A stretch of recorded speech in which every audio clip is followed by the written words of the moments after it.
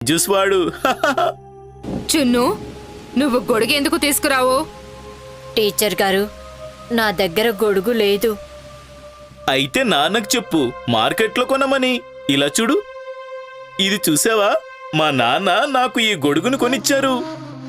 ఇలా చూడు చున్ను, నేను నిన్ను ఇలా తడిచిపోయి క్లాస్లో కూర్చోనివ్వను. క్లాస్ మొత్తం పాడైపోతుంది. నువ్వింటికి వెళ్ళి రేపురా, లేదా అక్కడే నిలబడి ఉండు. నేను చెప్పే పాఠాలు విను. ఇక చున్ను రోజంతా కాసేపు తలుపు దగ్గరే, కాసేపు కిటికీ దగ్గరే నిలబడి టీచర్ని చూస్తూ ఉన్నాడు. ఆవిడ చదివింది మొత్తం వింటూనే ఉన్నాడు.